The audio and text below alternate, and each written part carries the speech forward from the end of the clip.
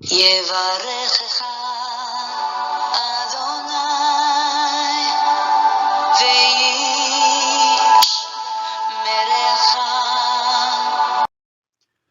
וישמרך. 바레크카 아도나이 베이시메레카. 사랑하는 성도 여러분, 오늘 하루도 전지전능하신 임마누엘의 하나님께서 여러분에게 복을 주시고 여러분을 안전하게 지켜주시기를 축복합니다. 아멘.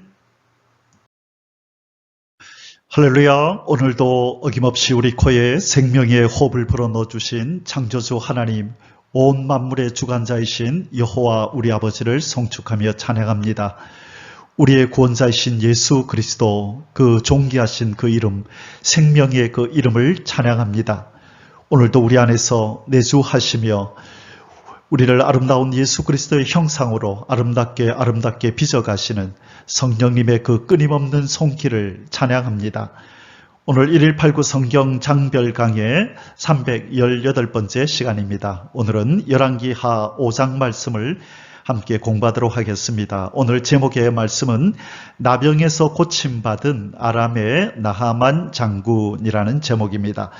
우리에게 너무나 친숙한 이야기이죠. 나병이 들었던 나하만 장군이 어떻게 나음을 입게 되는지, 그리고 그가 어떻게 하나님을 섬기는 사람으로 변해가는지 하는 아주 우리에게 익숙한 내용을 통하여 오늘 하나님께서 우리에게 주시는 교훈을 얻기를 원합니다. 지금까지 엘리야의 사역은 이 이스라엘이라는 지역적인 한계를 벗어나지 못했었습니다. 그러나 오늘 이 본문에서는요, 이 아람이라는 나라의 군대 장관인 이 나아만의 불치병을 엘리사가 고쳐줌으로써 그의 사역이 이방 지역은 물론 이제 이방인에게로 확대되어 감을 보여주고 있습니다. 그리고 한편 이 상반되는 두 인물, 곧 이 군대장관 나아만과 이 엘리사의 사안이었던 게하시라는 두 인물을 통해서 하나님의 구원의 기묘한 구원의 섭리가 어떻게 이 인생들에게 흘러가는지 그 하나님의 구원의 손길을 우리가 배우게 됩니다. 자, 하나님의 그 역사하심이 어떻게 우리 인간 세상에 그렇게 작용하는지 아주 중요한 영적 원리를 배우게 될 텐데요. 오늘 이 말씀을 공부하는 동안에 이 하나님의 은혜가 저와 여러분에게 충만히 임하여서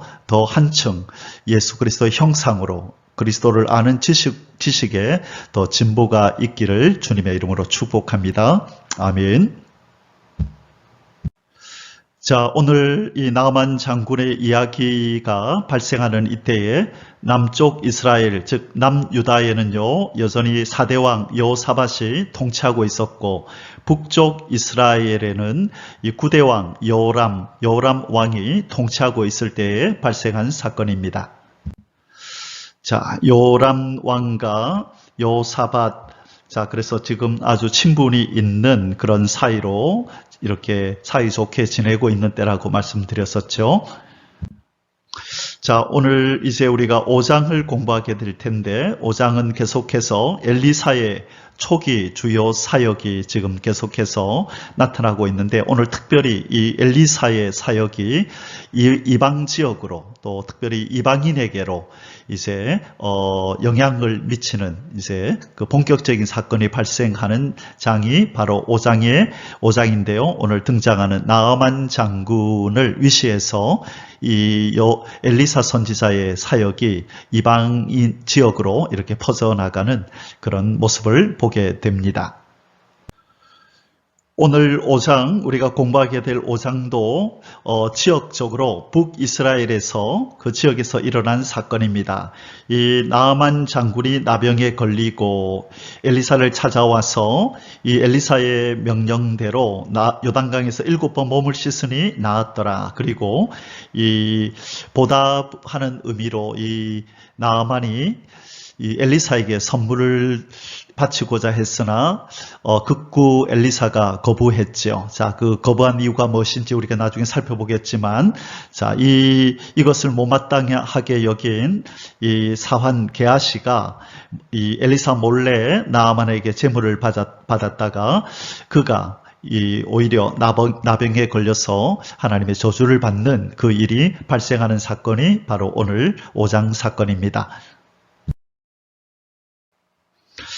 오늘 열왕기하 5장의 주제 구절은 10절에서 11절입니다.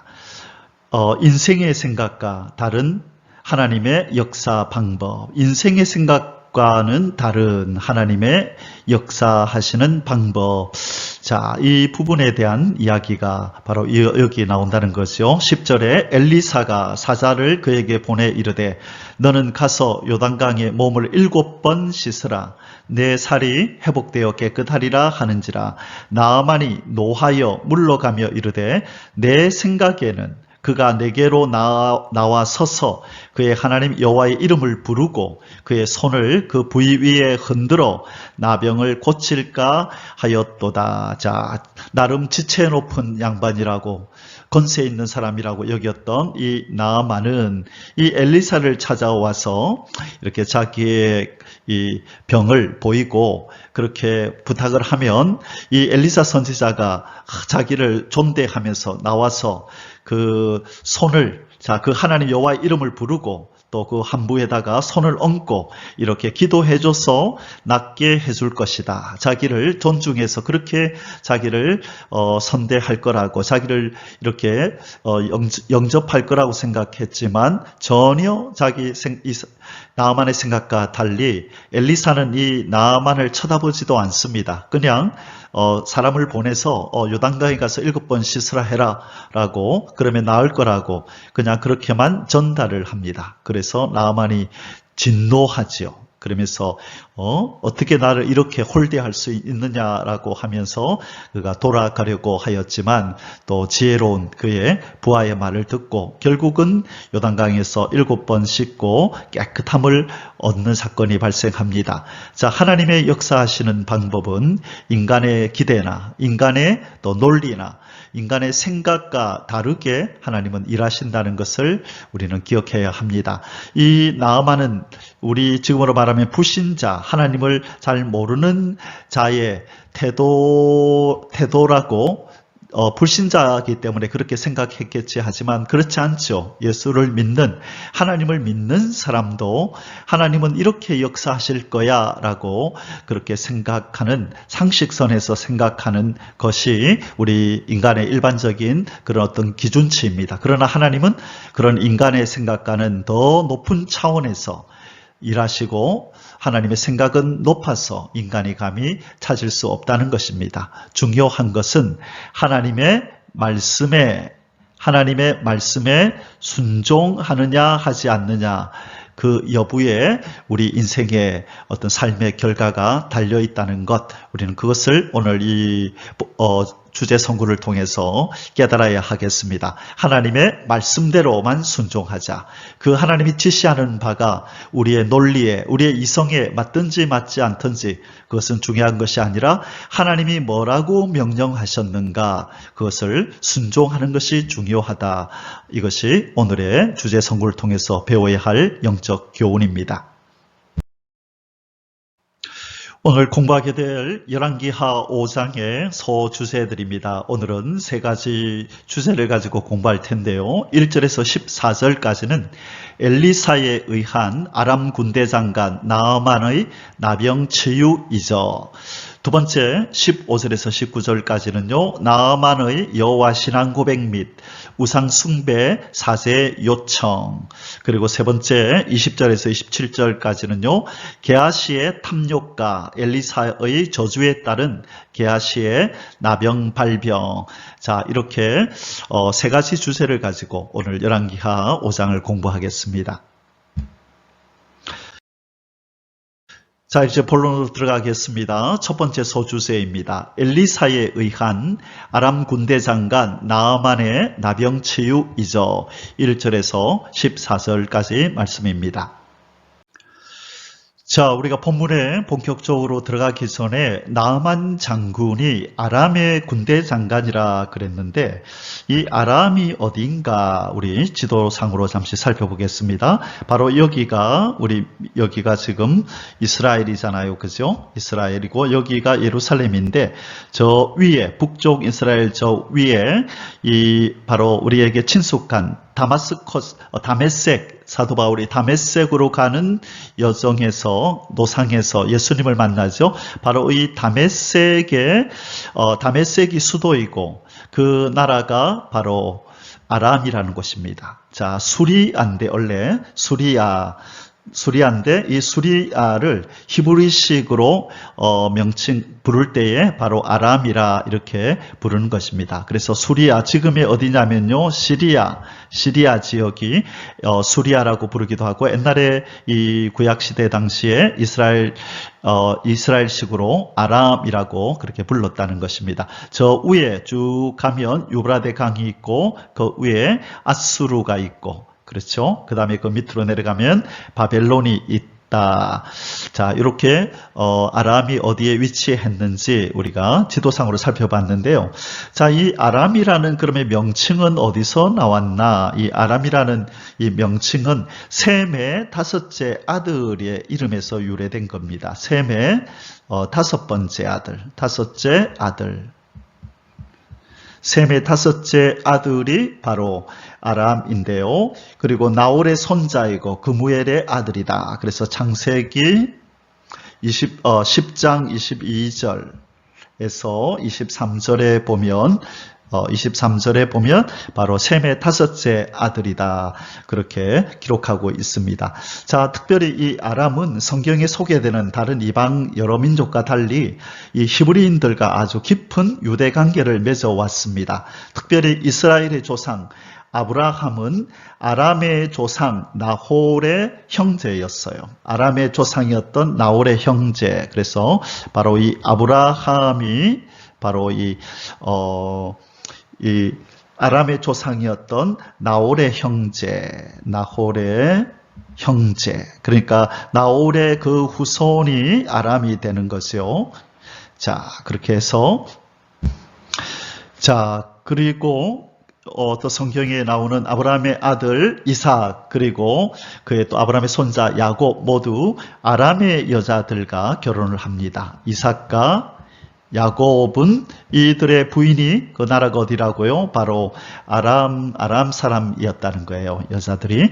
그래서 이 아람이라는 이 나라는 이스라엘, 이 유대인들과 아주 친밀한 그런 히브리인들과 아주 깊은 관계를 맺어왔다. 우리는 그렇게 이해하고 오늘 본문을 공부하면 도움이 되겠습니다.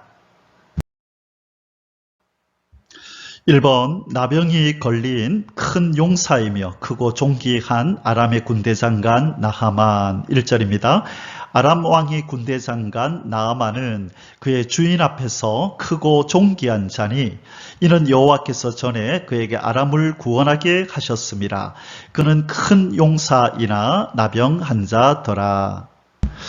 자, 오늘 본문에 등장하는 이 나하만은 이 아람 나라의 군대 장관으로서 이 왕에게는 물론 백성들에게조차 인정과 존경을 받는 뛰어난 용사였습니다. 하지만 그에게는 이 나병이라는 불치병이 찾아와서 이 고통의 나날들을 보내고 있었습니다. 자, 그러나 이스라엘과 달리 이 나병 환자는요, 격리시키지도 않았고 부정하게 여기지도 않는 이 아람의 사회적 풍토로 인해서 나아만은 자신의 일을 계속 수행할 수 있었습니다. 만일 이 나아만이 이스라엘 사람이었다면 그의 임무에서, 그의 어떤 이 일에서 분명히 배제되었을 텐데, 왜요? 부정하게 여겨서 정상적인 사람과 함께 있을 수 없었잖아요. 그러나 이 아람 사람이었던 이 나아만은 바로 이 아람이라는 사회에서는 그렇게 격리시키는 그런 풍토가 없었기 때문에 계속 자기 일을 할 수 있었다는 것이죠. 이러한 때에 나아만의 집에 이제 어떤 한 포로로 끌려온 한 그 계집종에 의해서 이제 엘리사를 소개받는 일이 이제 벌어지고요. 하나님의 능력으로 이 나병 환자였던 나아만이 치유를 받는 놀라운 일이 일어났죠. 자, 오늘 본문에서 우리가 한번 유심히 살피고 넘어가야 될 부분이 있어요. 왜 이 나아만이 이 주인 앞에서나, 이 주인이란 말은 왕을 의미하죠. 이 왕, 아람 왕의 군대, 아람 왕이었던 이 왕 앞에서나, 또, 이 백성들 앞에서 크고 존귀한 자로 부름을 받았느냐 하면, 여기 보니까, 이는 이유를 얘기하죠. 왜냐하면 여호와께서 전에 그에게 아람을 구원하게 하셨습니다. 자, 이전에 아람이 어떤 위기에 놓였었나 봐요. 그런데 이 군대 장관이었던 이 장군이 아람을 구원하는 승리를 쟁취했던 과거가 있었나 봅니다. 그런데 그 구원이 이 나아만이 뭔가 특출하게 뛰어나서도 아니고 그가 훌륭한 또 장군이기도 하겠지만 그러나 그 배후에 하나님께서 이 나아만에게 승리를 주셨다. 여호와 하나님이 승리를 주신 그 인물이 그 주인공이다라고 성경은 말씀하고 있다는 거예요. 이것이 중요합니다. 이 나아만도 자기가 왜 큰 승리를 거둬서 아람을 구원하였는지, 그리고 이 아람의 왕도 또 백성들도 자기들에게 이 승리를 준 것은 바로 이 훌륭한 장군 나아만이라고 생각했지만, 하나님께서는 역사의 이 주관자이신 하나님께서는 이 나아만을 구원하기 위해서 그에게 큰 나라에 공을 세우게 하고, 그리고 나병이 들게 해서 결국은 그가 이 하나님의 종인 엘리사를 찾아와서 그의 몸이 나을 뿐만 아니라 그가 여호와 하나님을 섬기는 그런 하나님의 백성으로 변화가 일어나도록 하나님은 이미 역사하셨다는 것입니다. 이것을 오늘날 우리 신학적인 용어로는 효과적인 부르심이다, 이렇게 우리가 명명합니다. 효과적인 부르심. 하나님께서 창세전에 택한 사람을 때가 차서 예수 그리스도께로 부를 때에 이미 그 배후에서, 그 환경 속에서, 또 그를 둘러싸고 있는 사람들을 통하여 하나님이 효과적으로 역사하신다는 거예요. 그래서 그 인물이 결국은 하나님께로 올 수밖에 없도록 배후에서 역사하셔서 이 한 인생이 하나님의 백성이 된다는 것이죠. 그것이 비단 이스라엘 사람들에게만 국한되는 것이 아니라 바로 이방인이었던 이 나아만도 하나님께서 이 인생을 하나님이 부르시기 위하여 그가 전쟁을 할 때 승리를 주시고, 그가 원치 않는 나병이 걸려서 이스라엘 땅에 찾아와 하나님의 선지자 엘리사를 만날 수밖에 없는 이 운명적인 이런 상황을 만들어 놓았다는 것입니다. 그래서 우리가 이 구절을 통해서 깨닫게 되는 것은, 하나님은 자기 백성 한 사람 한 사람의 삶 속에서 아주 세밀하게 섬세하게 인도해 가시고 그분의 뜻을 이룬다. 결코 홀로 내버려 두지 않고 고아처럼 버려두지 않고 자비로운 아버지처럼 한 눈길 하나 돌리지 않고 눈 깜빡일 동안도 우리를 놓지 않고 침 삼킬 동안도 우리를 홀로 두지 않고 우리를 늘 살피고 지키시고 보호하신다는 것을 깨닫게 됩니다. 자비로우신 우리 하나님의 그 사랑을 찬양하고 영광 돌립니다. 아멘, 할렐루야. 이번 이스라엘 시녀의 엘리사 소개 및 엘리사를 향해 출발하는 나아만 장군 2절에서 5절입니다. 전에 아람 사람이 떼를 지어 나가서 이스라엘 땅에서 어린 소녀 하나를 사로잡음에 그가 나아만의 아내에게 수종들더니 그의 여주인에게 이르되 우리 주인이 사마리아에 계신 선지자 앞에 계셨으면 좋겠나이다. 그가 그 나병을 고치리다 하는지라. 자, 이 아람이 이전에 이스라엘과 어떤 다툼이 있었던 모양입니다. 싸움이 있었는데 그때에 돌아오면서 그 땅에 이스라엘 소녀 한 명을 포로로 끌고 와서 나아만의 아내에게 수종들게 했었습니다. 그런데 이 어린 소녀는 이 사마리아에서 끌려왔는데, 사마리아에 이 당시에 누가 여기 있었다고요? 엘리사. 지금 이 상황에 이 당시에 지금 엘리사는 바로 이 사마리아에 지금 머물고 있었습니다. 그때 이 소녀도 이 엘리사 선지자의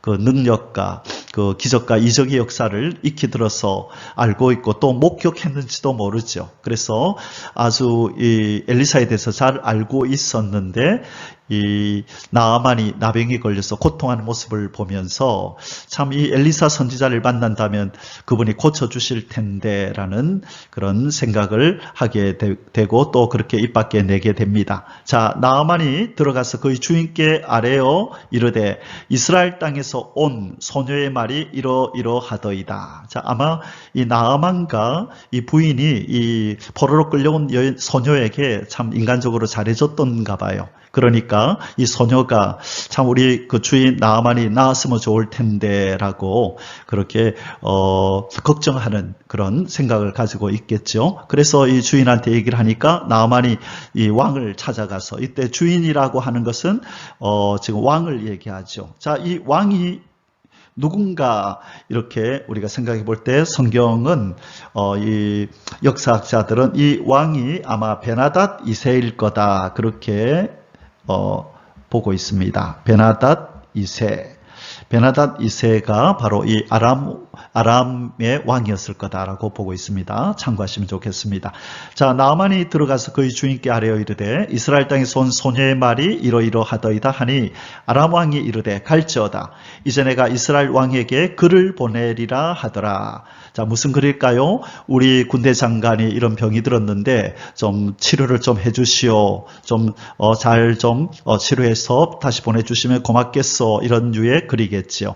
나아만이 곧 떠날 새 은 10달란트와 금 6,000개와 의복 10벌을 가지고 가서 자, 이제 자기를 낫게 해주면 후사하려고 이런 많은 이런 어떤 금, 은을 또 옷을 가지고 지금 떠나고 있습니다. 자, 여기서 참고로 지금 이 나아만이 소유하고 가고 있는 이 은 10달란트와 금 6,000개 이것이 어느 정도의 양인가 요즘 사람이 이렇게 계산해 보니까요 한 340kg의 은이라고 합니다. 340kg의 은가 그리고 한 68.4kg의 68.4kg의 금 그리고 옷이 10벌인데 그냥 일반적인 그냥 그런 옷이 아니겠죠. 아마 당대 최고의 디자이너가 최고의 옷감을 사용해서 금과 은으로 장식을 해가지고 왕들과 귀족들이 입을 수 있도록 만든 아마 최고의 그런 옷들이었을 것입니다. 그래서 이 자기의 그 권세에 맞게 아주 이렇게 많은 재물과 좋은 옷을 가지고 자기를 낫게 해줄 이 엘리사에게 후사하려고 이렇게 준비해서 떠났던 것입니다. 3번 나아만의 나병 치유 요청에 관한 아람 왕의 친서 전달과 북이스라엘 왕의 근심과 오해. 자, 지금 나아만 장군의 병을 치료해 주십시오라고 이 아람 왕이 친서를 보내잖아요. 그런데 이 친서를 받아든 이 북이스라엘의 왕 누구이죠? 요람 왕.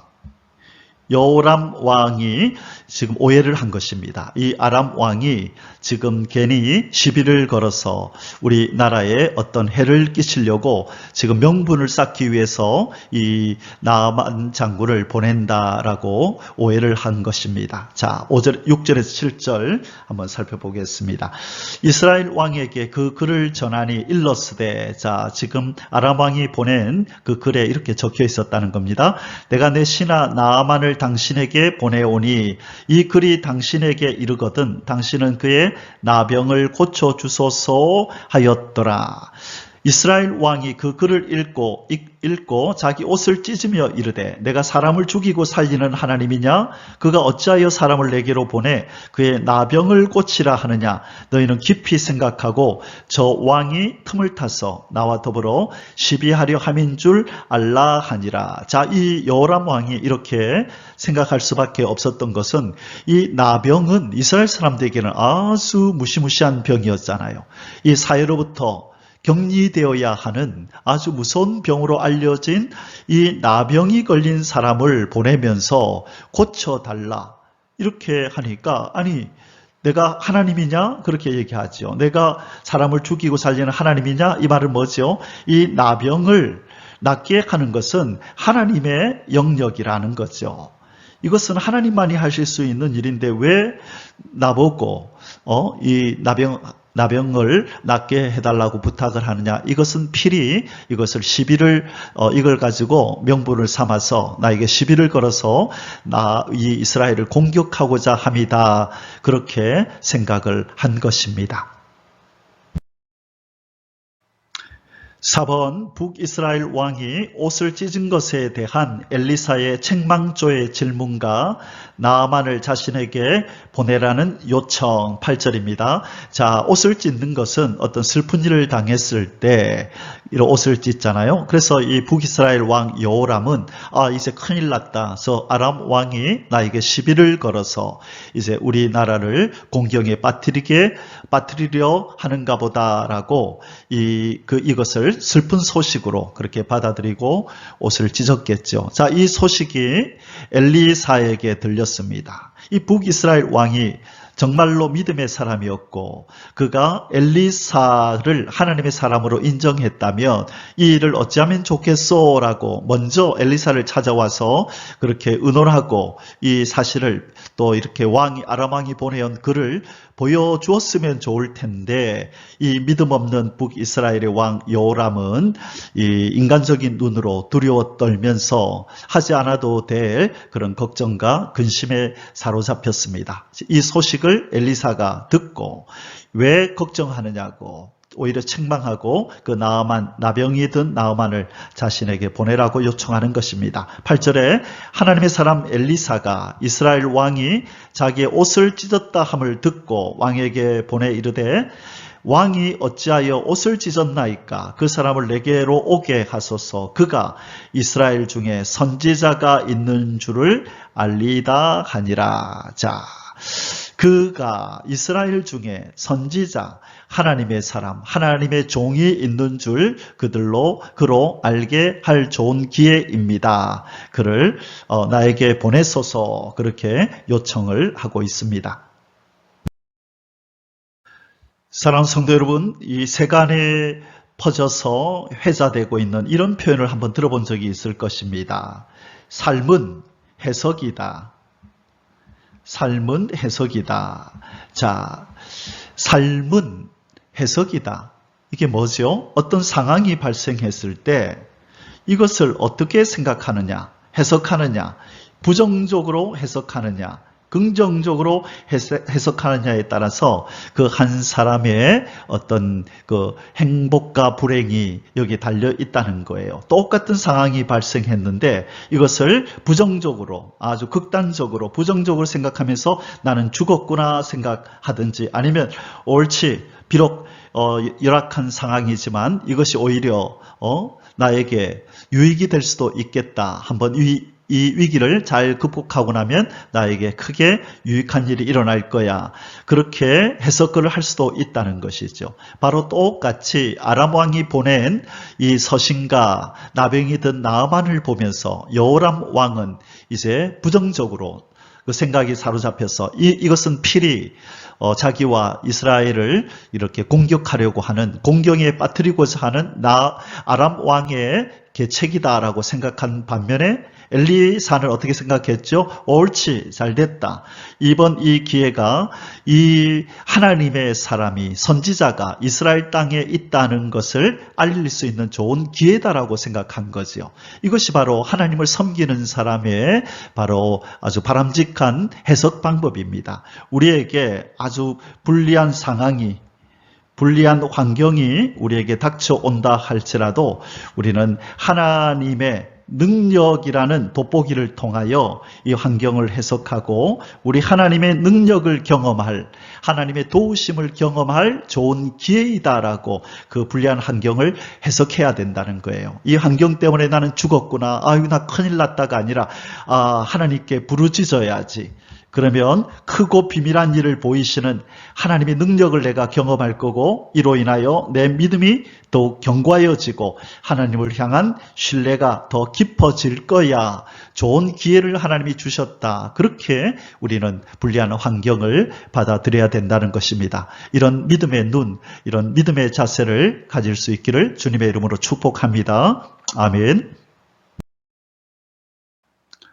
5번 나병 치료를 위해 요단강에서 몸을 7번 씻으라는 엘리사의 지시. 9절에서 10절입니다. 나아만이 이에 말들과 병거들을 거느리고 이르러 엘리사의 집 문에 서니 엘리사가 사자를 그에게 보내 이르되 너는 가서 요단강에 몸을 7번 씻으라. 네 살이 회복되어 깨끗하리라 하는지라. 자, 지금 나아만은 기대에 잔뜩 부풀어서 지금 이 말들과 병거들을 거느리고 또 자기 부하들을 거느리고 함께 왔겠죠. 이제 엘리사의 집 앞에 섰습니다. 그러면 뭘 기대했을까요? 이 엘리사가 맨발로 뛰어나와서 지체 높은 자기를 환대하면서 이렇게 정성을 다해서 자기를 치료해 줄 거라고 아마 그렇게 기대했을지도 모릅니다. 그런데 전혀 뜻밖의 상황이 발생했네요. 엘리사가 사자를 그에게 보내 이르되, 이 사자는 이 사환, 바로 게하시를 의미하겠죠. 자, 게하시 사환을 보내어서 그냥 얼굴도 보지 않고 이 자기 사환을 통하여 우리 주인이 요단강에 가서 몸을 7번 씻으랍니다. 그러면 살이 회복되어 깨끗할 것이랍니다. 라고 대뜸 이렇게 말을 건넨 것입니다. 여러분, 우리가 아까 주제 선구에서도 보았듯이 이 말을 들은 이 나아만이 얼마나 경로했는지 우리는 알 수 있습니다. 우리가 상식적으로 생각해도 먼 길을 찾아와서 그렇게 자기 체면을 다 이렇게 뒤로 한 채 이렇게 정중하게 이곳까지 찾아와서 낫게 해달라고 도움을 청하는데 얼굴도 보지도 않고 그것도 참 상식 밖의 명령을 지시를 하는 겁니다. 요단강에 가서 그냥 몸 7번 씻으라 해라, 그렇게 이야기한 것입니다. 자, 얼마나 기분이 나빴겠어요. 그렇죠? 그러나 우리가 여기서 한 가지 살펴보아야 할 내용은 7번이라고 하는, 왜 7번이라고 했을까? 우리는 7이라는 숫자가 아주 익숙합니다. 7 그러면 완전함을 의미하지요. 그리고 또한 인내를 의미하기도 합니다. 그래서 7이라고 하는 것은 이 완전하다 또는 만족시키다. 이 원어에 보면요, 이 쉐바으라고 하는 이 원어를 쓰는데요. 쉐바으, 이것은 완전함, 완전하다, 만족시키다, 또 이런 어떤 의미를 가지고 있습니다. 완전한 인내, 이런 어떤 뜻이 있습니다. 자, 그래서 이것은 뭐냐면 요단강에 몸을 7번이나 담그라는 말은 이 나아만에게 완전한 인내와 순종을 요구하는 것이라 할 수 있습니다. 정말로 당신이 낫기를 원한다면 이 인내를 통하여 당신의 교만함을 꺾고 온전히 순종하시오. 이것이 하나님의 명령이요. 당신이 정말 낫기를 원한다면, 하나님의 능력을 체험하기를 원한다면 자신을 낮추고 먼저 순종하시오라고 하는 의도가 이 엘리사의 지시에 담겨 있다라고 볼 수 있습니다. 자, 그러나 하나님을 알지 못했던 이 나아만, 이 아람 나라의 군대 장관이었던 이 지체 높은 이 양반이 이것을 순순히 기꺼이 즐겁게 받아들일 리가 만무하지요. 자, 그러면 이제 이 나아만이 어떻게 이 말에 대해서 반응하는지 한번 살펴봅니다. 6번 엘리사의 처사에 대한 나아만의 분노와 그 종들의 회유. 11절에서 13절입니다. 나아만이 노하여 물러가며 이르되 내 생각에는 그가 내게로 나와 서서 그의 하나님 여호와의 이름을 부르고 그의 손을 그 부위 위에 흔들어 나병을 고칠까 하였도다. 다메섹 강 아바나와 바르발은 이스라엘 모든 강들보다 낫지 아니하냐. 내가 거기서 몸을 씻으면 깨끗하게 되지 아니하랴 하고 몸을 돌려 분노하여 떠나니. 자, 지금 자기 예상 밖의 이 행동을 엘리사가 하자 경로하여서 지금 몸을 부르부르 떨고 있는 나아만을 보게 됩니다. 자기가 왔다는 소식을 들으면 이미 왕이 편지까지 보내가지고 이 귀하고 존귀한 우리 군대 장관 나아만이 갑니다. 좀 잘 부탁합니다. 편지까지 써서 보냈는데 이렇게 문전박대하는 것도 아니고 얼굴도 보지도 않고 이렇게 자기를 홀대한다 생각하니 그만 분노가 치밀어 오를 수밖에 없었던 것입니다. 그리고 나서 얘기를 합니다. 우리나라에 가면 다메섹에 가면 아바나와 바르발이라고 하는 좋은 강이, 이 요단강가를 비교할 수 없는 좋은 강이 있는데 씻어서 나을 것 같으면 내가 거기서 씻었지. 왜 여기까지 왔겠느냐?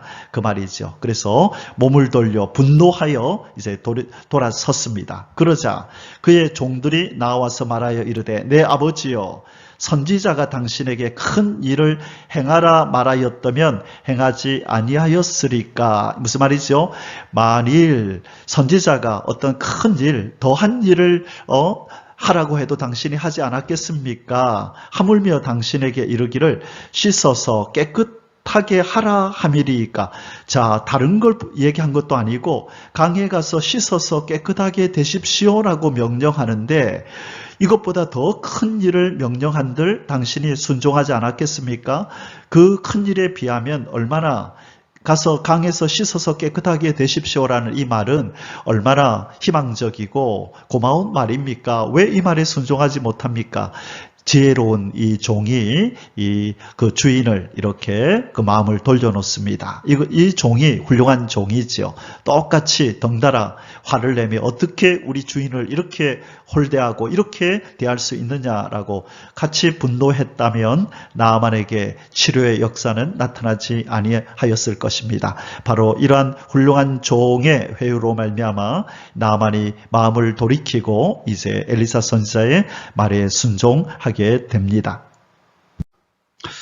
자, 우리가 이스라엘의 지도를 조금 공부하신 분은 다 알겠지만요. 특별히 또 성지순례를 다녀오신 분은 더 자세히 알고 계시겠지만 바로 이스라엘의 이 도시들은 이 요단강에서 볼 때에 한 700m에서 900m 이 산 등성에 이렇게 도시들이 형성되어 있습니다. 그렇죠? 여기 보면 예루살렘이 있고요. 사마리아가 저 위에 있고 나자렛, 그래서 이 갈릴리 호수, 그 다음에 여기 요단강, 여기가 사해바다. 그래서 이 요단강에서 700에서 900m를 올라가야 여기에 사마리아라는 도시도 있고 예루살렘 이 성이 있는 거죠. 그렇죠? 그래서 지금 사마리아에 있는 엘리사가 이 나만 보고 요단강에 가서 씻으라 이런 말은 산에서 수고하여 내려가 가지고 7, 800m를 내려가서 요단강에서 7번을 씻으라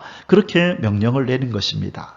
바로 옆에 있는 바로 옆에 있는 강도 아니고 여기 산을 내려가 가지고 이 요단강에서 씻으라 하니 이 나아만이 볼 때 더 그 다메섹에서 좋은 강들을 보아왔던 나아만의 입장에서는 정말로 기분 나쁜 그런 지시를 자기가 받은 것이죠. 그러니까 아마 그렇게 화가 날 수밖에 없었다. 인간적으로 우리가 이해되지 아니하는 바는 아닌 것입니다.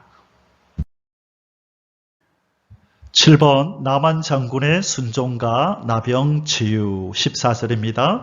나아만이 이에 내려가서 하나님의 사람의 말대로 요단강에 7번 몸을 잠그니 그의 살이 어린아이의 살같이 회복되어 깨끗하게 되었더라. 자, 여기서 나아만이 이에 내려가서라고, 자, 여기 내려갔다는 표현이 나오죠. 이것이 조금 전에 말씀드렸던 것처럼 사마리아는 저 요단강에서 한 800m를 쭉 올라가야만 산 등성이에 있는 그곳이 사마리아였던 것입니다. 그래서 요단강에 가려면 그 산에서 내려와야만 했던 것이죠.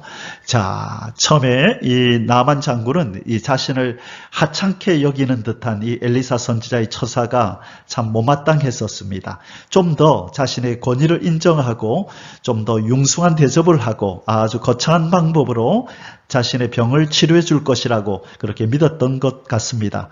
그러나 그의 예상과는 달리 이 엘리사 선지자는 특별할 것 없는 치료 방법을 제시했지요.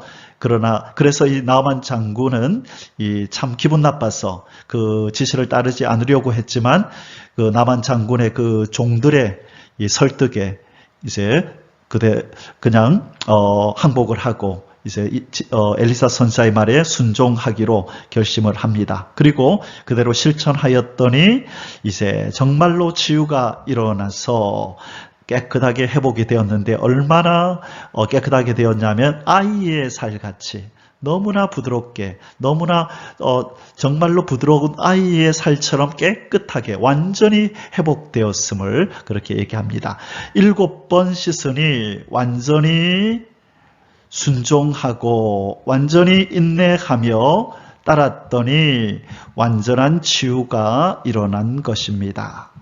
자, 하나님의 말씀은 우리가 볼 때에 정말로 하찮게 여겨지는 일 같아도 하나님이 말씀하시면 아멘 하고 순종할 때에 예기치 못한 큰 역사를 경험하게 되는 것입니다. 그것이 우리가 그 주제 구절에서 나눴던 것처럼 하나님의 말씀이라면 아무리 우리 논리에 맞지 않고 이성에 맞지 않다 할지라도 또 하찮게 보인다 할지라도 하나님의 말씀이라면 우리는 순종으로 반응해야 된다는 것입니다. 그때에 놀라운 하나님의 역사가 나타난다는 것을 오늘 이 나아만 사건을 통하여 우리는 또 한번 깊이 깨닫게 됩니다.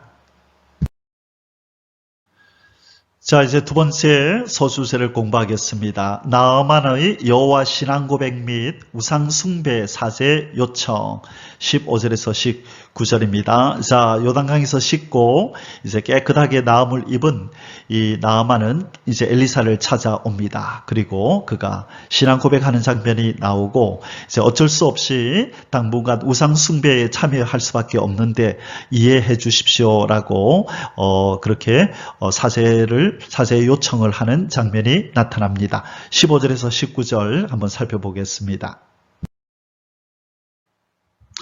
1번 나아만의 여호와께 대한 신앙 고백과 감사 예물에 대한 엘리사의 고사. 자, 15절에서 16절입니다. 나아만이 모든 군대와 함께 하나님의 사람에게로 도로 와서 그의 앞에 서서 이르되 내가 이제 이스라엘 외에는 온 천하에 신이 없는 줄을 아나이다.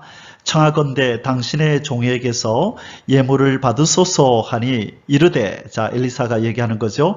내가 섬기는 여호와께서 살아계심을 두고 맹세하노니 내가 그 앞에서 받지 아니하리라 하였더라. 나아만이 받으라고 강건하되 그가 거절하니라. 아멘. 자, 이제 엘리사 선사의 말대로 순종하여 이렇게 깨끗하게 나음을 받은 이 나아만은 아주 기분이 좋았습니다. 그래서 고침을 받은 나아만은 즉시 다시 산으로 올라와서 엘리사에게로 찾아왔습니다. 나아만은 이스라엘의 하나님만이 유일하신 하나님이십니다 라고 이렇게 신앙 고백을 하면서 엘리사에게 그가 준비해 온 감사의 예물을 바쳤습니다. 하지만 이 엘리사는 그것을 정중히 거절하였습니다. 그는 자신의 사역에 대한 어떠한 보상도 지금 원치 않았던 것입니다. 왜냐하면 단지 하나님만이 영광을 받으셔야 된다는 그런 믿음을 가지고 있었기 때문입니다. 이에 이 나아만 장군은 엘리사에게 이스라엘의 이제 흙을 요구하게 되는데요. 자, 이제 뒷부분에 가면 나오는데 지금은 이 엘리사 선지자가 그 마음만은 받겠다. 아마 그렇겠죠. 이 모든 이 일을 있게 한 것은 내가 아니라 하나님께서 하신 일이다라고 아마 그렇게 말했을 것 같습니다. 그래서 이 나아만이 받으라고 강건했지만 그는 엘리사 선지자는 끝까지 거절하고 이 모든 공을 하나님께만 돌리는 아름다운 하나님의 사역자의 모습을 보이고 있습니다. 이번 엘리사에게 대한 나아만의 흑의 요청과 서약. 자, 17절입니다. 나아만이 이르되 그러면 청하건대 노새 2마리의 실을 흙을 당신의 종에게 주소서. 이제부터는 종이 번제물과 다른 희생 제사를 여호와 외 다른 신에게는 드리지 아니하고 다만 여호와께 드리겠나이다. 자, 이 나병이 치유된 것에 아주 고무된 나아만 장군은 이제 다른 신은 거들떠 보지도 않고 이제 오직 자기를 낫게 하신 여호와 하나님만을 섬기고 그에게 번제물과 제사를 드리겠다고 이야기를 하며 바로 이 사마리아의 땅에 있는 흙을 요청합니다. 아마 이것은 제단을 만들고자 그의 제단을 만들기를 원하는 그의 마음을 표현한 것 같습니다. 흙을 주시면 제가 제단을 만들어서 이 번제물과 희생제물을 여호와에 올리고 여호와 하나님께만 제가 제사를 드리겠습니다. 지금 그렇게 말하고 있는 것이지요. 자, 얼마나 지금 이 나아만이 마음이 지금 참 기쁨에 들떠 있는지를 보여줍니다. 참 오랫동안 이 아마 나병에 시달리면서 참 남모를 고통 가운데 잠 못 이루는 밤을 여러 날 보냈을 텐데 이렇게 깨끗하게 나았으니 얼마나 기분이 좋았겠습니까? 자, 그래서 그가 이제 이런 흙을 주면 반드시 여호와 하나님만 섬기고 그에게만 제사를 드리겠다고 신앙 고백과 그의 결단을 지금 엘리사에게 보이고 있습니다. 3번, 우상에게 절할 수밖에 없는 자신의 처지에 대한 사죄 요청 및 엘리사의 작별 인사 18절에서 19절입니다. 자, 이제 여호와 하나님만이 참 신임을 그가 자신의 병을 치료하는 여호와 하나님을 경험하고 나서 이제 깨달았습니다. 그래서 이제부터는 어떤 신으로 여기지 않고 여호와 하나님만을 신으로 여기며 그분에게 제사하며 살겠다라고 결단하고 자기 신앙을 고백했지만 그러나 그에게 참 어찌할 수 없는 어떤 상황이 하나 있었습니다. 자기의 신분상 이 왕과 함께 이 아람의 주신이었던 림몬신의 림몬신 앞에서 그에게 절을 해야 하는 그런 상황이 어쩔 수 없이 주어지는데 그 부분에 대해서 양해를 부탁한다는 이야기를 하게 됩니다. 자, 한번 성경을 보겠습니다. 오직 한 가지 일이 있으니, 자, 마음에 걸리는 일이 있다는 거죠. 여호와께서 당신의 종을 용서하시기를 원하나이다.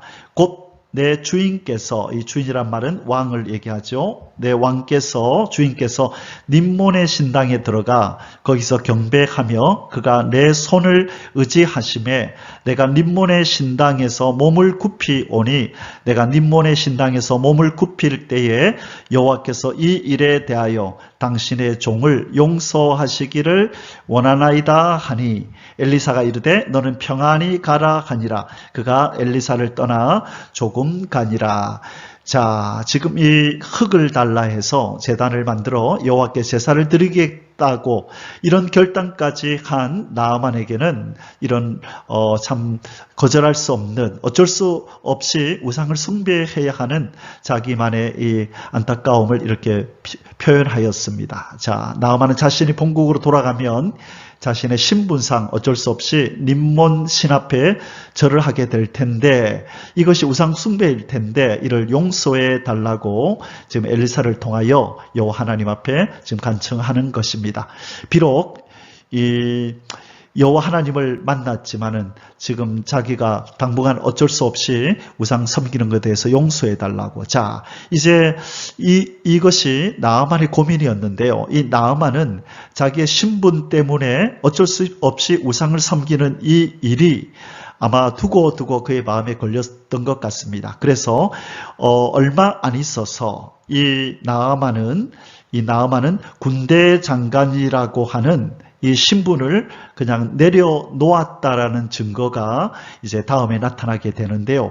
이후에 아람이 이스라엘을 공격하게 됩니다. 이스라엘과 아람이 전쟁을 치르는데 이때에 당연히 있어야 할 아람의 군대 장관 나아만이 성경에 등장하지를 않습니다. 그래서 성경학자들은 이 사건, 여호와 하나님에 의해서 그가 나병이 나온 이 사건 때문에 또 림몬 신에게 절해야 된다는 이것 때문에 신앙의 양심상 그가 왕을 섬기는 이 군대 장관의 직분에서 내려왔다라고 그렇게 보는 사람들이 많이 있습니다. 자, 그래서 나중에 이스라엘과 아람과의 전쟁 이야기가 나올 때 다시 한번 이 부분을 다루기로 하죠.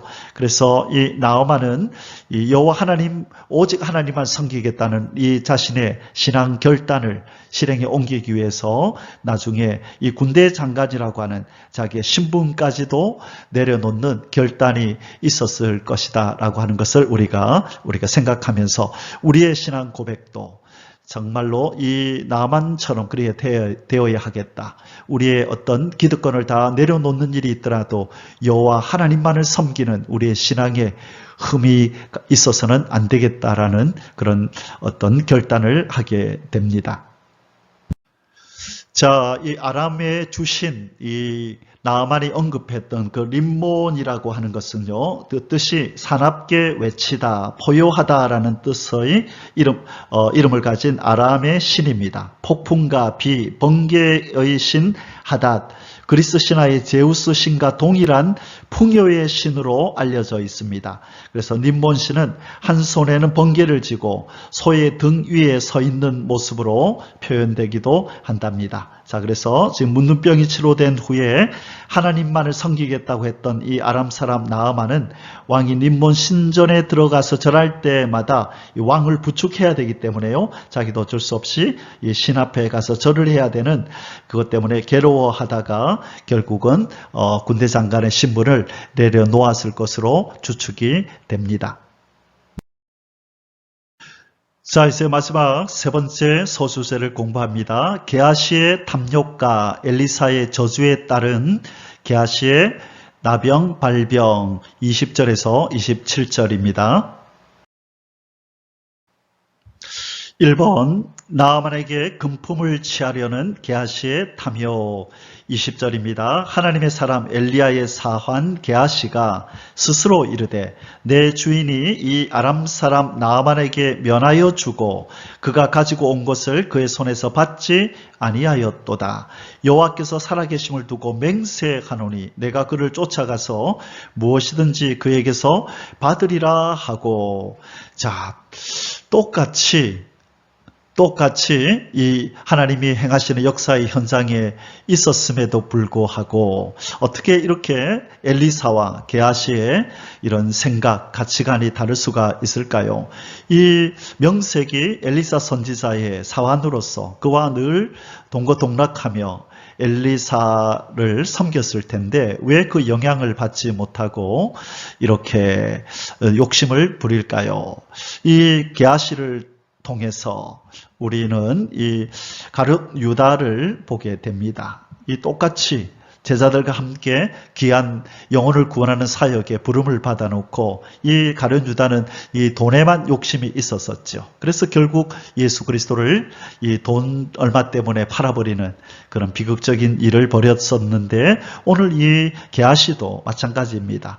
엘리야 선지자와 같이 하나님의 백성을 여호와 신앙으로 굳게 세우는 이 귀한 사명에 종사했던 이 게하시가 이 물질에 욕심을 내어서 비극적인 결말을 맞이하게 되는 것을 보게 됩니다. 이 게하시는요, 왜 나아만에게 면하여 주고 당연히 받아야 될 것을 왜 무료로 해주느냐 이런 생각을 가지고 있었습니다. 그래서 전혀 하나님의 영광, 하나님이 높임을 받으시는 것하고는 전혀 상관이 없이 그는 그의 직분을 감당하고 있었던 것이죠. 싹군이죠. 그러나 엘리사는 그 모든 것들을 다 거부하고 하나님의 영광만을 생각했던 참 목자였죠. 그래서 이 동일한 하나님의 역사를 경험하면서 또 동일한 그 일에 종사하면서도 우리의 마음이 이렇게 달라질 수 있다는 것을 기억하고 나는 정말로 하나님의 영광만을 생각하는 그런 하나님의 참 종이고 하나님의 참 사명을 맡은 자인가를 우리는 돌아봐야 합니다. 자, 이 게하시의 말을 보십시오. 이 악한 일을 하면서 여호와께서 살아계심을 두고 맹세하노니 하나님의 이름을 두고 지금 맹세해서 반드시 받겠답니다. 이것은 도저히 해서는 안 되는 이 하나님의 뜻이 어디 있는지를 모르는 참으로 인간적인 탐심의 눈이 먼 그런 사람의 행동이라 아니할 수 없습니다. 이번 나아만을 향한 게하시의 거짓말 21절에서 22절입니다. 나아만의 뒤를 쫓아가니 나아만이 자기 뒤에 달려옴을 보고 수레에서 내려 맞이하여 이르되 평안이냐 하니 그가 이르되, 자, 게하시가 얘기를 합니다. 평안하나이다.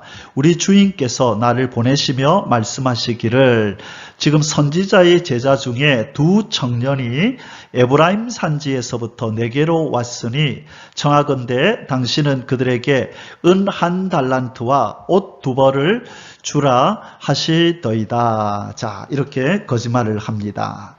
이 엘리사의 사안인 게하시는 이 나아만의 선물을 거절하는 이 엘리사, 자기 이 주인의 모습을 보고서 안타까운 마음을 참 가질 수밖에 없었던 것 같습니다. 자, 그런데 욕심이 있죠. 자기 생각에는 당연히 받아도 된다고 생각했지만 그것은 하나님의 영광을 가리는 일이었기 때문에 엘리사가 거부했던 것이죠. 그러나 이 지금 게하시는 나아만이 이스라엘의 적군이기 때문에 아마 그에게서 최소한의 이익을 좀 이 보상을 받아도 괜찮을 것이라고 생각을 하면서 지금 아마 자기의 탐욕을 정당화하고 있는 것 같습니다. 그래서 그는 이 나아만에게로 달려갔습니다. 마치 이 엘리사 선지자의 말인 것처럼 나아만에게 그럴듯한 거짓말을 지금 꾸며댑니다. 지금 이 두 청년이, 선지자의 제자 중에서 두 청년이 에브라임 산지에서부터 왔다고 아주 그냥 뭐랄까요, 세세하게 지금 거짓말을 이렇게 만들어서 자세하게 그럴듯하게 설명을 합니다. 두 사람이 갑자기 찾아왔는데 에브라임 산지에서 와서 이들에게 필요한 이 은 1달란트와 옷 2벌을 좀 달라 하더이다라고 지금 거짓말을 하는 것입니다. 자, 이 게하시의 거짓말은 이 엘리사의 체면을 손상시키지 않으면서 자기가 목적한 바를 이룰 수 있는 아마 기발한 방법이라고 생각한 것 같습니다. 많은 이 나아만이 준비한 거 다 달라고 하지 않았죠.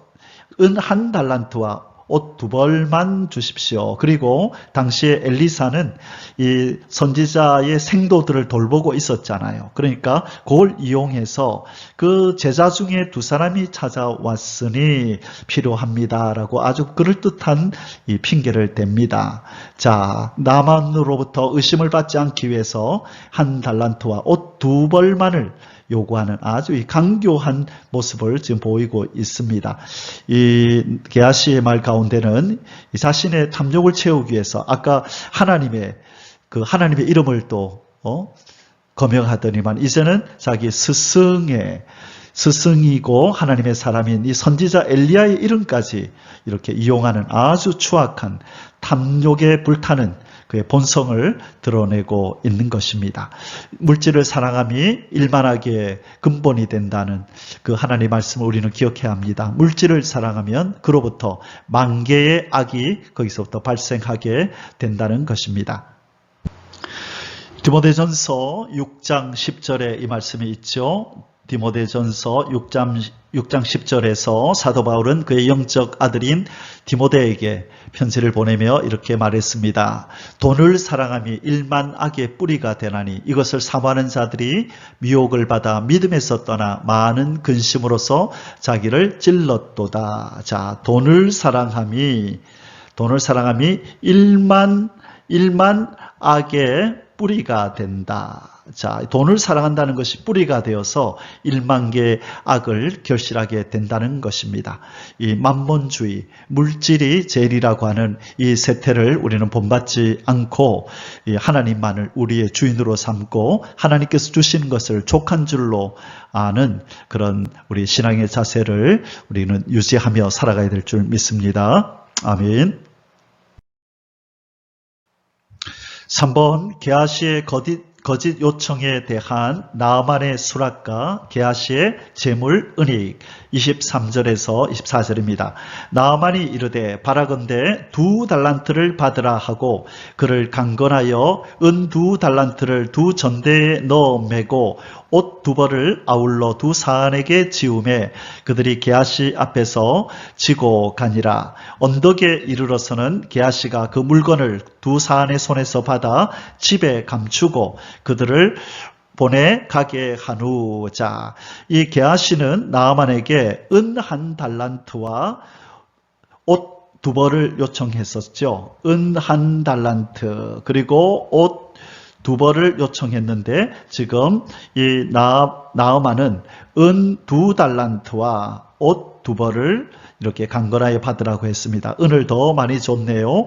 자, 이것으로서 아마 나아만은 조금 마음에 부담을 던 것 같습니다. 그래, 좀 이렇게라도 좀 받아야 내가 덜 미안하지라는 그런 마음에서 이렇게 더 많이 요청한 것보다 더 많이 이렇게 준 것 같습니다. 자, 이렇게 해서 지금 게하시는 드디어 자기가 원했던 것을 받았다라고 생각했을 것입니다. 자, 이 나아만의 마음씀을 보십시오. 이것이 무거울까봐 이 사람 사환에게 시켜가지고 이 무거운 것 너희들이 좀 들고 가서 좀 도와주라고 그렇게 얘기해서 지고 게하시 앞에서 지고 가게 했습니다. 언덕까지 이렇게 가서 이렇게 전달하고 나서 이 게하시는 지금 이 사원들을 보내고 이것을 가지고 자기 집에 감추었다. 아무도 모를 거라고 생각한 거지요. 이처럼 영적인 눈이 어두워 있는 것입니다. 지금 엘리사 선지자가 어떤 능력을 가지고 있고 또 하나님께서 어떤 분이신지를 알지 못하는 이런 무지에서 이런 행동이 나온 것입니다. 4번 게하시의 비리에 대한 엘리야의 책망 25절에서 26절 들어가 그의 주인 앞에 서니 엘리사가 이르되 게하시야 네가 어디서 오느냐 하니 대답하되 당신의 종이 아무데도 가지 아니하였나이다 하니라. 엘리사가 이르되 한 사람이 수레에서 내려 너를 맞이할 때에 내 마음이 함께 가지 아니하였느냐. 지금이 어찌 은을 받으며 옷을 받으며 감람원이나 포도원이나 양이나 소나 남종이나 여종을 받을 때이냐. 자, 지금 이 게하시는 이 엘리사 몰래 자기의 목적을 달성했다고 생각했지만 이 엘리사는 다 알고 있었습니다. 여기에서 보면 이런 표현을 하고 있죠. 자, 이 엘리사가 이르되 26절에 한 사람이 수레에서 내려 너를 맞이할 때, 이때 한 사람은 이 나아만을 의미할 거고요. 그 사람이 너를 맞이할 때 내 마음이 함께 가지 아니하였느냐. 너 모르니? 내 마음이 그때 내 영이 너와 함께 하고 있었어. 너를 다 보고 있었어. 이에 대해서 신학자들은 몇 가지 견해를 얘기하는데 공통점은 바로 내 마음이 너와 함께 있었다. 나는 다 보고 있었다라는 뜻입니다.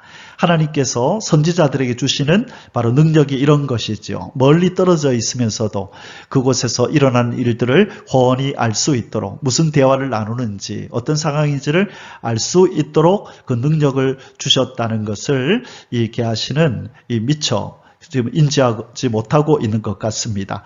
이전에 이 수넴 여인이 아이가 죽었을 때 이 엘리사를 찾아왔는데 그때는 하나님이 허락하지 않으셨죠. 아는 것을. 그래서 엘리사는 수넴 여인이 왜 갑자기 멀리까지 찾아왔는지 몰라서 무슨 일이냐고 물었던 거 기억하시죠? 아무리 하나님의 선지자라 할지라도 그 사람 자체가 능력을 가지고 있는 것이 아니라 하나님께서 뜻하시면 선지자에게 알게 하시고 하나님이 뜻하지 않으시면 모르게 하실 수 있다는 것을 우리에게 보여줍니다. 자, 그러면 그 뒤에 이 말은 무슨 뜻일까요? 지금이 어찌 은을 받으며 옷을 받으며, 자, 게하시가 받은 것은 은과 옷이었죠. 그런데 계속해서 뭐라고 얘기하냐면 감람원이나 포도원이나 양이나 소나 남종이나 여종을 받을 때이냐. 게하시가 받은 것 중에 이런 것은 없었죠. 그런데 왜 이런 표현을 했느냐? 바로 엘리사는 이것을 알고 있었던 겁니다. 이 게하시가 계획이 이 나아만한테서 돈을 받아서 감람원도 사고 포도원도 사고 양이나 소나 남종이나 여종을 거느리면서 자 이제 떵떵거리며 살자라고 하는 이런 계획을 가지고 있었는데 엘리사가 그 마음을 읽고 이렇게 표현하고 있는 것입니다. 5번 게하시와 그 자손에 대한 엘리사의 나병 발병 저주와 성취 27절입니다. 그러므로 나아만의 나병이 내게 들어 내 자손에게 미쳐 영원토록 이르리라 하니 게하시가 그 앞에서 물러 나오매 나병이 발하여 눈같이 되었더라. 아멘. 자, 엘리사 선지자는 이 하나님의 계시로 이 게하시 범죄를 알았습니다. 그리고 게하시에게 회개의 기회를 한번 주었었습니다. 그리고 회개의 기회를 주는 질문을 던졌지만 게하시는 끝까지 모른 채하며 또 다른 거짓말을 하였습니다. 이 나아만은 하나님께 대한 신뢰와 순종으로 나병이 치유되었지만 이제 반대로 게하시는 하나님께 대한 신뢰와 순종의 결핍으로 나병이라는 저주를 받게 되었습니다. 그래야 게하시는 자신의 탐욕으로 이 나병이라는 저주의 올무를 뒤집어 쓰고 이제는 살게 되었던 것입니다. 게하시는 엘리사의 사환으로서 그는 특별히 하나님께서 귀한 사명을 맡긴 이 엘리사의 이 사역을 보면서 하나님의 능력을 목격할 수 있었던 귀한 특권을 누렸던 그런 종이었습니다. 그래서 그럼에도 불구하고 그가 이런 악을 행하자 그의 범죄는 더욱 큰 저주를 불러오게 된 것입니다. 자, 그래서 지금 이 나병이 자신뿐만 아니라 그 후손에게까지 영원히 미칠 것이라는 이 심판의 말씀을 그가 들을 수밖에 없었던 것입니다. 사실 하나님의 편에서 볼 때에 이 게하시의 범죄는 단지 돈 많은 이방인의 재물을 그가 취하였다는 사실 그 자체에 있는 것이 아니었습니다. 자신의 이기적인 목적을 이루기 위해서 거짓말을 하고 또 선지자의 이름을 이용하여서 끝까지 회개하기를 거부하고 선지자를 기만하기까지 했다는데 바로 그의 죄의 그 근원이 있는 것입니다. 그리고 더 큰 근본적인 죄는 하나님의 은혜의 선물을 자신의 이 부를 모으는, 부를 이렇게 치부하는 수단으로 삼음으로써 하나님을 모독한 것이죠. 엘리사 선지자는 그의 능력을 값없이 나만에게 베풀었지만은 바로 이 게하시는 그것을 치부하는 재물을 모으는 그런 수단으로 삼음으로써 이 하나님을 간접적으로 모독한 것입니다. 때문에 그는 그 자신과 함께 자손이 영원토록 나병 환자가 되는 아주 중한 형벌을 받았던 것입니다. 바로 물질을 사랑함이 일만하게 뿌리가 된다고 하는 그 영원한 불변의 진리가 이 게하시의 삶 속에 그의 후손에게 나타난 것입니다. 바로 우리도 이 게하시의 이 비극적인 삶을 목도하면서 정말로 이 물질을 사랑함이, 세상 사랑함이, 또한 세상에 있는 것들을 사랑함이 이렇게 비극적인 말로를 맞이하게 하는구나라는 것을 기억하며 오직 하나님, 먼저 하나님 그분만을 섬기기로 작정하고 예수 그리스도만을 나의 보배로 그렇게 삼고 살기로 우리는 결심하고 이 마음을 유지해야 하겠습니다.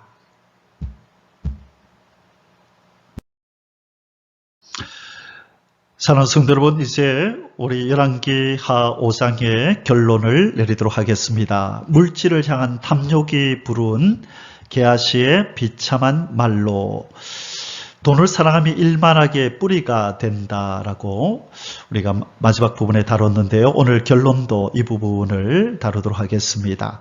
이 게하시가 이 물질을 향한 탐욕 때문에 그뿐만 아니라 그의 자손에게까지 이 나병이 들어 고통당하게 하는 비극을 안겼습니다. 27절이었죠. 그러므로 나아만의 나병이 내게 들어 네 자손에게 미쳐 영원토록 이르리라 하니 게하시가 그 앞에서 물러나오매 나병이 발하여 눈같이 되었더라. 자, 이것이 바로 돈 때문에 하나님을 저버리고 하나님의 영광을 그렇게 차버린 자의 말로입니다. 디모데전서 6장 10절 돈을 사랑함이 일만 악의 뿌리가 되나니 이것들을 탐내는 자들은 미혹을 받아 믿음에서 떠나 많은 근심으로서 자기를 찔렀도다. 자, 욕심이 잉태한즉 죄를 낳고 죄가 장성하면 사망을 낳는다는 말씀도 있죠. 욕심을 가지면 이 돈에 대한 욕심을 가지면 죄를 잉태하게 되고 결국 그 죄로 말미암아 비참한 말로를 맞이하게 된다는 것입니다. 오늘날 유독히 이 물질 만능주의가 팽배한 어떤 세태를 우리가 보고 있습니다. 우리도 자칫 마음을 지키지 않으면 이 물질 만능주의에 빠져서 하나님보다도 이 물질을 더 사랑하는 그 자리에 이르게 될지 모릅니다. 오늘 이 말씀을 통하여 우리 자신을 한번 돌아보고 혹시 우리의 심령에 물질 사랑함에 싹이 자라고 있다면 회개함으로 다 도려내고 오직 예수 그리스도만 우리 사랑하고 그분에게 온전히 통치받고 물질의 노예가 되지 않는 그런 성령으로 충만한 하나님의 사람의 삶을 살아갈 수 있기를 주님의 이름으로 축복합니다. 오늘 이 은혜가 저와 여러분에게 임하기를 간절히 축복합니다. 아멘. יברכך